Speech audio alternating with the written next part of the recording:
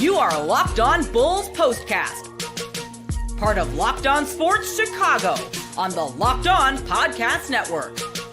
Your team every day.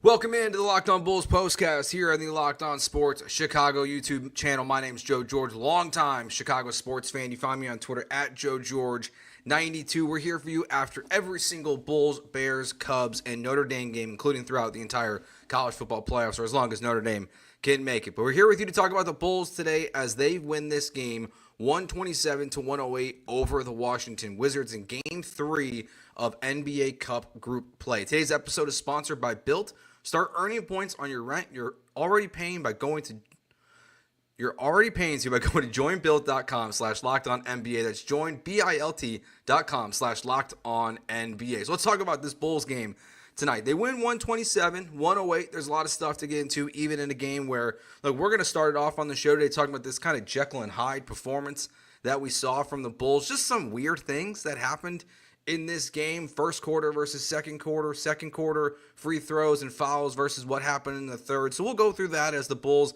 ended up pulling away in the third and the fourth and really not letting the Wizards get back into it. We'll get, one of the things about the Bulls this year that we're going to talk about in today's show is the rumors came out, again, which we all knew, was that Lonzo Ball and Vooch are wanting to be traded by the Chicago Bulls front office, and that's something they're going to try to pursue. So kind of how the team is affected by those rumors. And then, of course, Lonzo Ball's return is imminent. It is happening tomorrow night against the Orlando Magic, barring a setback. So we'll talk about his return, what that means, and how it will affect the lineup and rotation moving forward. But let's talk about this one, because this was a weird game for sure. All right, this is a good win. And I mean, not a good win. It's an easy win for the Bulls. They win 127-108 against the worst team probably in the NBA.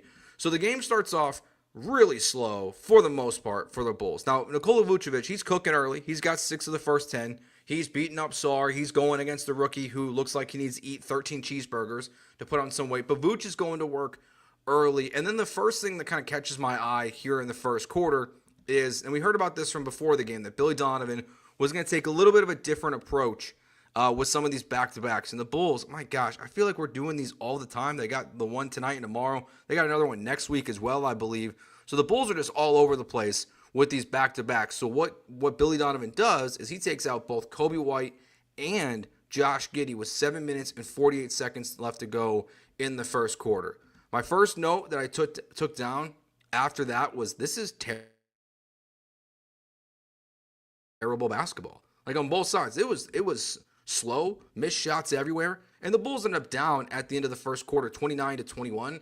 Well, part of the reason for that is they went 1 for 12 from 3. The Wizards, I have it at 2 of 9. I think it actually got worse for them as well. And look, it's 17-24 or 24-17 at one point in the first quarter. Kyle Kuzma's got 15 points. So he's got 15 of the Wizards' 24 points. So he's attacking early, and it's working. But they can't get anything else from anyone. But the Bulls were just shooting bricks. I mean, they could not hit anything at the start of this game. Modest, he comes in, he shoots 0 for 3 in the first quarter. So they end up down by 8 points at the end of the first quarter. But then the second quarter comes out and the game totally flips at that point. And it's pretty much, it's over for the Wizards at that point. Like, this game is put away in the second quarter. And the Wizards made some nice little runs throughout the game, but the Bulls did a really job, just handling it. And early on in the second quarter, it's Jalen Smith, THT. They're kind of keeping the Bulls alive. And all of a sudden, Kobe White makes a 3. It's 34-32. Modest gets a bucket. The Bulls get the lead 40-39. And then they just took off from there. So in a quarter, like, think about this. They go 1 for 12 in the first quarter. Well, then they outscored the Wizards 40-18. Now, look, I read this piece by Joe Cowley the other day from the Chicago Sun-Times, or I think it was from 2 days ago. Look, the Bulls entered November as a top 10 unit in the NBA in basketball.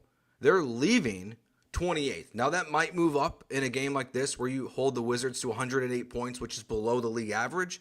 So you have a better defensive performance. But look, this is a 2-win basketball team, so there's not a lot to take away from it. That's really the story of November. It's just where the Bulls started on defense versus where they ended. But in the second quarter, you saw them just kind of turn it on. Kobe White starts to get going. Zach LaVine gets going, who ended up your 2 highest scorers on the night. And they just ran away from the Wizards at this point. So two very strange things, or just really the way this game started in the first versus how the second quarter went. The other one, which was very Jeckyll and Hyde of the Chicago Bulls tonight, was this stat was stunning to me. For the first time since April of 2021, the Bulls played a quarter without committing a foul. Since April of 2021, they didn't commit a foul, which maybe that's the norm, and this stat shouldn't shock me. But when you hear it's been almost 3 years since the Bulls did something like that, and nice to see them play very well and not be over the top with the fouls. And then something happened at halftime where either they got more aggressive or the refs got the message. Now, while the Bulls ended up outscoring the Wizards 35-14, the only reason why that game in the third quarter stayed as close as it was because the Wizards shot 19 free throws in the third quarter versus the Bulls. So you're just seeing this one team essentially play two different games, two different times, where they're terrible. They can't shoot at all in the first quarter. They turn it on in the second quarter, blow the Wizards out, get a massive lead. While doing that, they're not committing any fouls, and then they let the Wizards hang around in the third quarter by just taking 19 free throws, which is unbelievable. The Wizards got it down to 12 at one point there in the third. Julian Phillips followed that up with a three-pointer. He'll be a topic of conversation, I think, in the third segment of the show tonight as we talk about Lonzo Ball's return and just kind of where these minutes come from. The Bulls had a lead at that point, 96-91. And the fourth quarter starts off.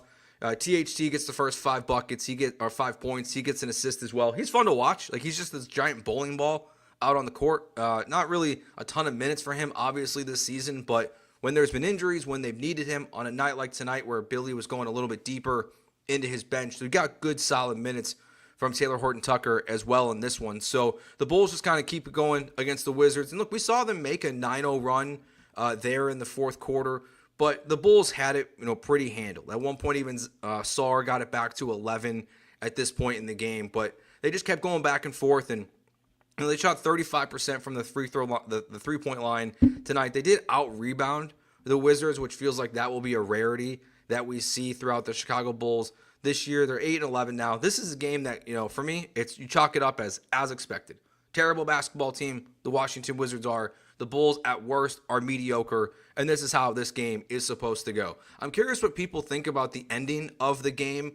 Again, now that we're seeing a flagrant foul get called there in the fourth quarter as these teams are trying to score in NBA Cup play, and the Bulls will have their last Cup action on Friday night against the Boston Celtics, and I guess they're in position to advance to Las Vegas to try to, keep this thing moving and grooving, try to get $500,000 for each player on the team. They're going to need to beat the Celtics and then win by a good amount of points, and anything can happen. Like the Hawks, technically, going into this game, were in first place in this grouping because they beat the Boston Celtics. They were 16-point underdogs, didn't have Trae Young, and they beat the Celtics. So I guess the Celtics are beatable, but you'll have Kristaps Porzingis will be back out there for Boston, assuming that they don't hold him out of that game. And you would think that because it's NBA Cup action and drawing a blank here, but a $100,000 fine was handed out to an NBA team today because of withholding players. Honestly, it might have been the Hawks for Trae Young, but you saw a big fine come out today in the NBA for not having your best players playing Cup action. So the NBA is sending their message. It's just strange watching until the very end there, where maybe it's because it was getting a little chippy.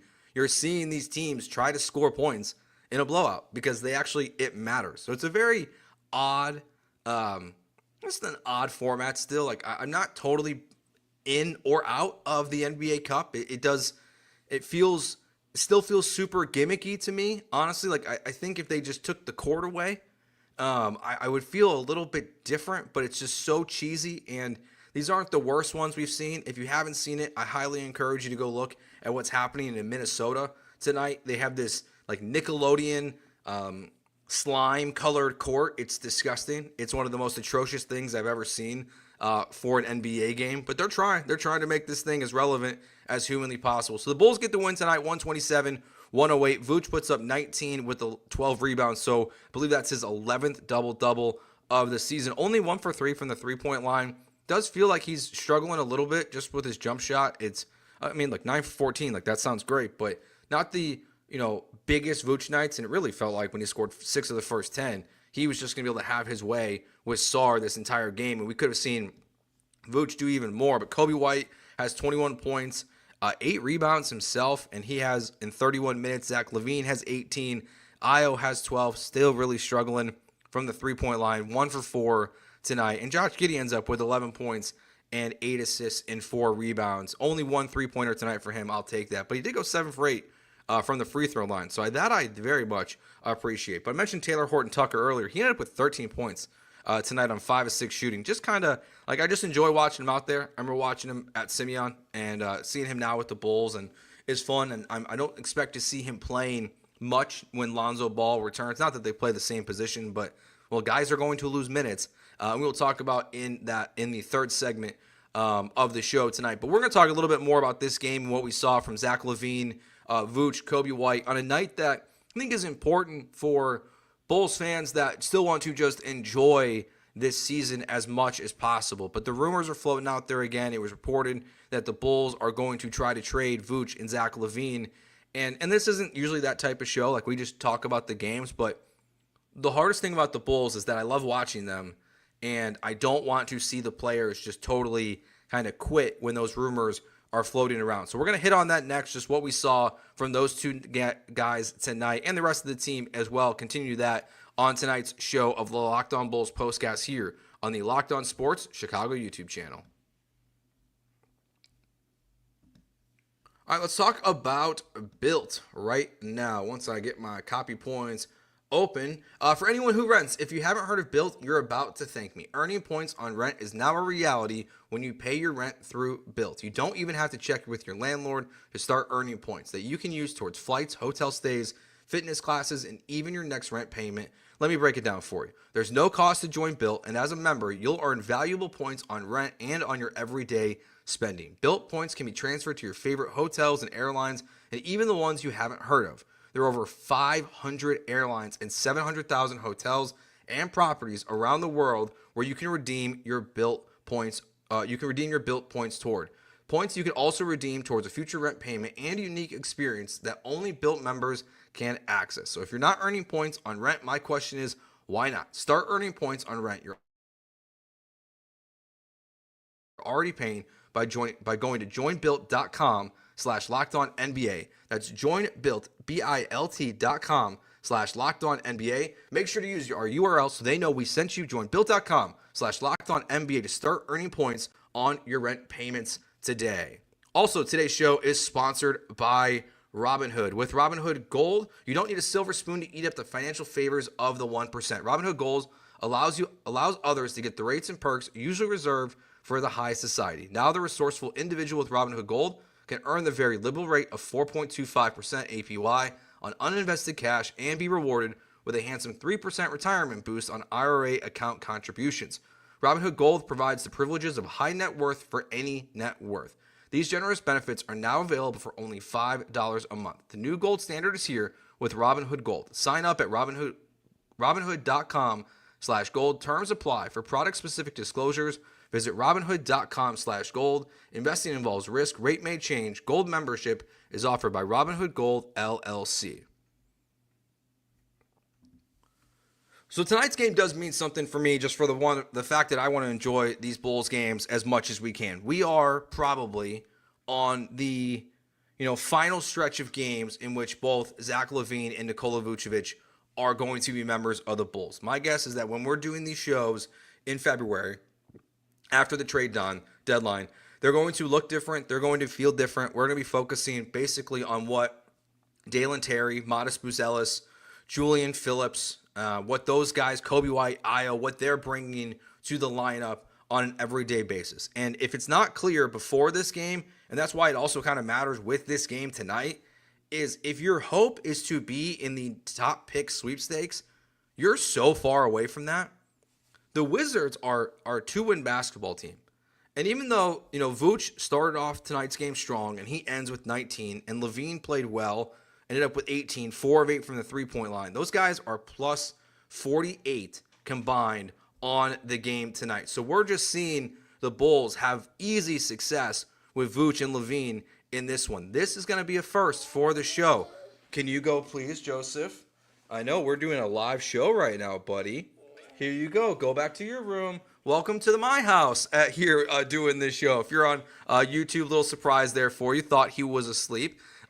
Joseph, please shut the door. But look, this is one of those things where you watch what Vooch and Levine did in this game, and you just think, okay, like there's not going to be many games left. But how are they going to play around these rumors? Like, what are the young guys going to look like? How are they going to respond in a game like this? And for me, like it was all positive. Like it was all good that you see these rumors floating out there and they know how to deal with them.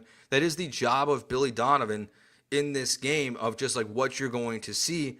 Because as I was saying there, before I was rudely interrupted, they are far, far, far away from being one of the worst teams in the NBA right now. Honestly, a game like this tonight makes me feel like just trading those two guys, it'll hurt you against most of the NBA, but a team like the Wizards, they're so young, they're so far, and they're fun. Like I like watching Sarr, seeing him out there for the first time tonight. The one thing that's been nice about the Bulls schedule, I think early in this season, is what we've got to see from Sarr and Risa Shea and some of these young basketball players. But the Bulls also have their own, and that's the other part about with these rumors that's floating around, that as much as I have enjoyed watching Levine and Vooch be on this team, if a trade were actually to finally happen this year, I am excited to see, Modest Buzelis check in with 7 minutes and 48 seconds left to go in the first quarter. Like seeing what, his role is kind of, expanding to quickly. My favorite part is watching that this guy is already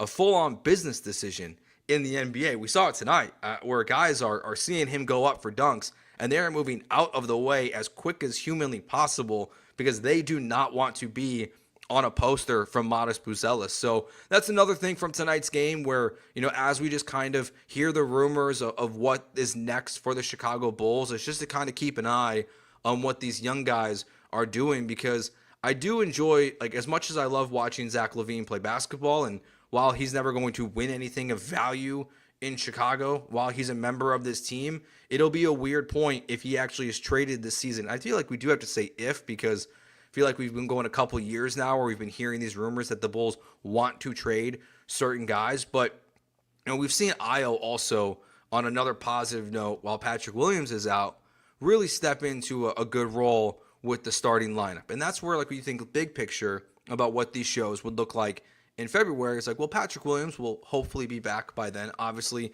Lonzo Ball is going to be back on Wednesday night, most likely untradeable because of the injury history, unless a team is really desperate for him or the Bulls eat most of that contract or something like that. But Ayo's done a really good job, fitting into the starting lineup. And we saw that again tonight where, yes, it's a bad basketball team, but he's just part of the, that ugly start for Washington. Because while they had a, 8-point lead, they played terrible basketball to start this game. They were not very good at all in this one. And they were cold, and the Bulls just were a little bit colder. So Washington got this small 8-point lead before the Bulls absolutely just ran them over in this one. So interesting just kind of to see the rumors floating out there and, seeing these minutes slowly increase. Only 9 minutes for Buzelis, or 17 minutes, tonight for Buzelis, but he gets 9 points on 4-7 shooting. And we're just slowly seeing him grow into a basketball player.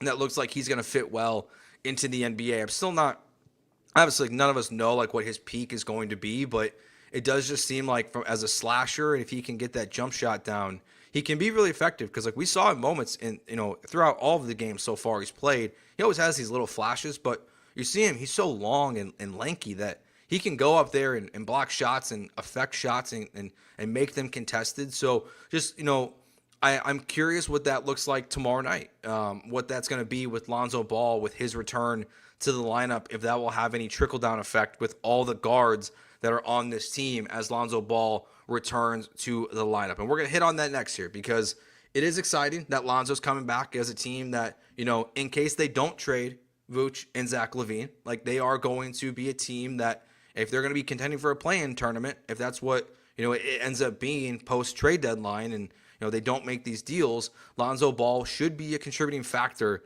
for that as well. So what does the Bulls lineup return look like? And my thoughts a little bit more on how Billy Donovan handled these back-to-backs and what's going on in this game and what we will likely see going forward to just keep his players as rested and healthy as possible. That's next year on the Locked On Bulls postcast on the Locked On Sports Chicago YouTube channel.